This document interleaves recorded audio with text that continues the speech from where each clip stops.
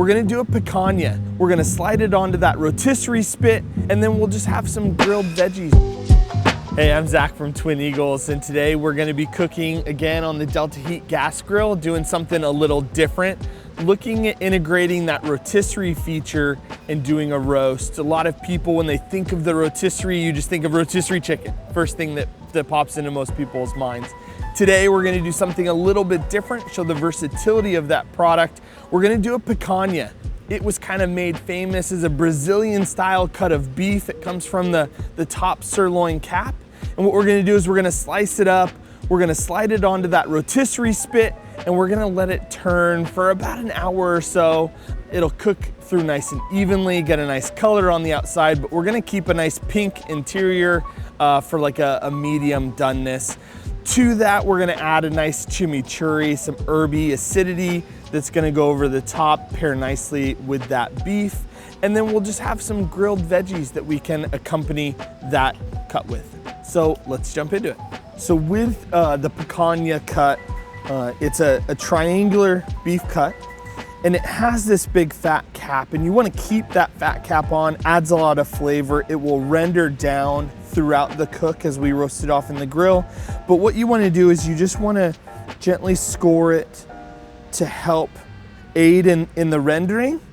And then what we're gonna do is flip it over, and we're going to cut it into 2-inch steaks that we can then curl onto the rotisserie spit in kind of a C shape like you'll see in those Brazilian steakhouses.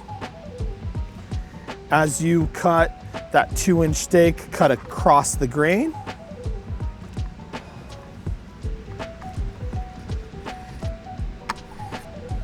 Now what we're gonna do is before we slide these steaks onto the rotisserie spit, we're just gonna season them, get them ready to go on.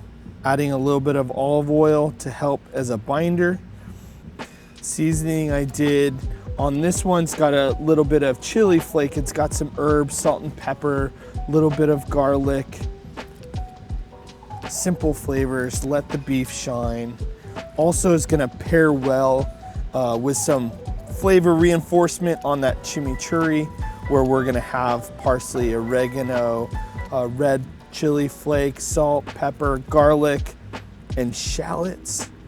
So just another way to kind of layer on those flavors, reinforce everything that we're cooking so that it comes together and pairs really nicely.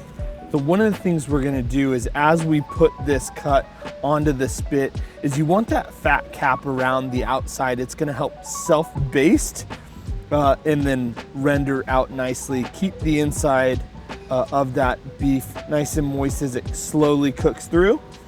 So we're just gonna add that, slide it onto the rotisserie spit.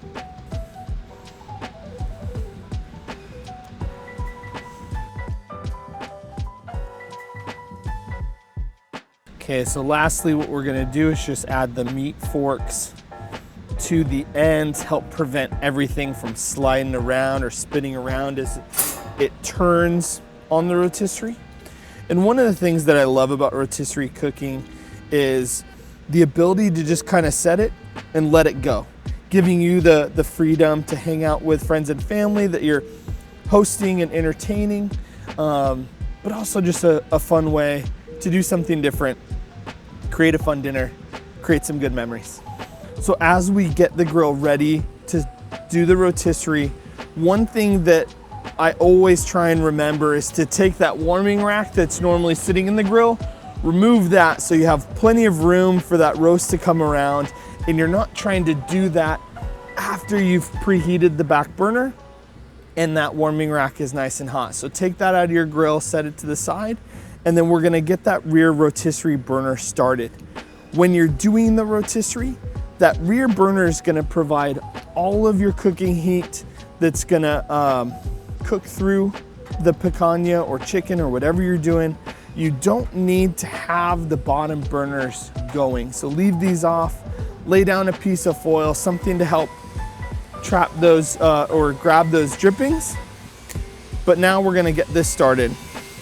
So you'll turn it,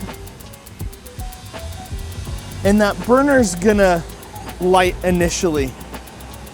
you need a few seconds of depressing, keeping that knob pushed in until that thermocouple can heat up, and keep that burner going. So just hold this for about 30 seconds. As you use that rear infrared burner for the rotisserie, one of the things that you've got to do to prep that ceramic burner, leave it on high for about 5 minutes as you get it started. And then what you can do is you can turn it down. I'm gonna turn it down to like medium here. The motor for the rotisserie has a single speed, it's on or off. But what is nice is that variable heat that you can do in controlling that rear burner so that you can slow down or speed up a cook as you're using that rotisserie, depending on what you're doing and what you need. So now that we've turned it down, we can get this loaded up, turn on our motor, and we're gonna let it go. The picanha's been on the rotisserie now for about 45 minutes, and we're starting to get some good color on the outside.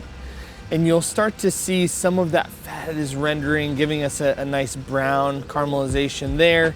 One of the things that as we set the roast on initially and we turned that burner down to medium, we did that so that we didn't get too much heat and too much color on the outside before the inside has a chance to cook through nice and evenly. So again, adjusting that rear burner back down to medium. With the way it's looking now, we'll probably give it another 30 to 45 minutes until we check it again.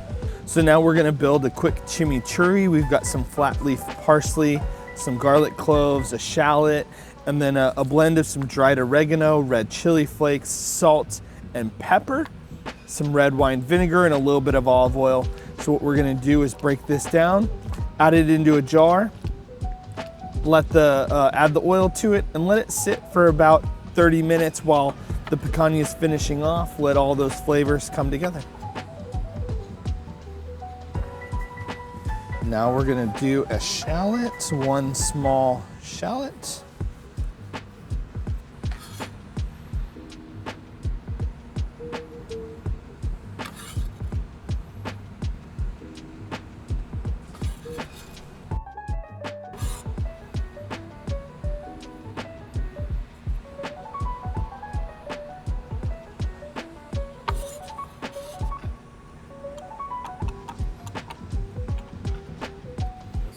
The picanha's been turning on the rotisserie for about an hour and a half now.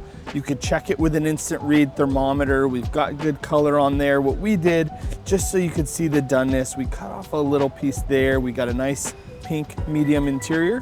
What we're gonna do now is take it off of the bracket, off of the grill, and we're gonna set it to the side, let it rest for a little bit. We're gonna turn on your main burners and go down with some grilled vegetables. Okay, so now that we've got the rotisserie off, we've preheated our main burners down to like a medium low.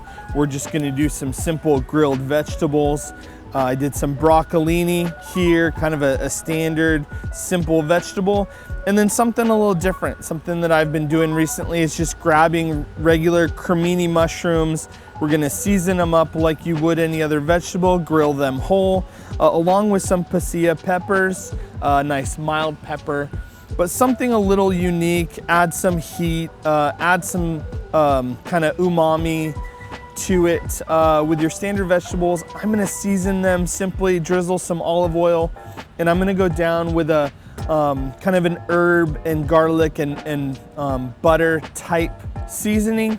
Again, playing with the herbs that we've got in the chimichurri so that those flavors are rounded out and kind of come together and play nicely. But I'm gonna prep these and then get them on the grill.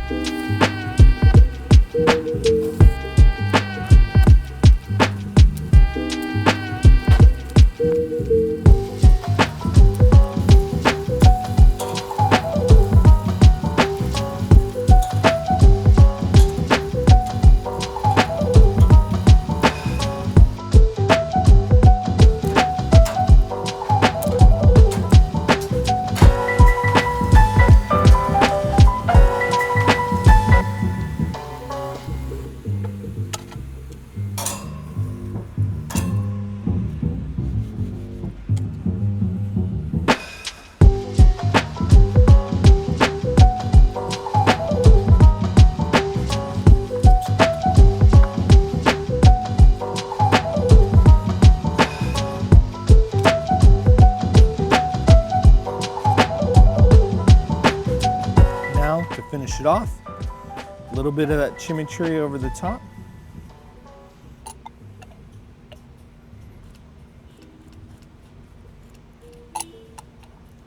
Enjoy.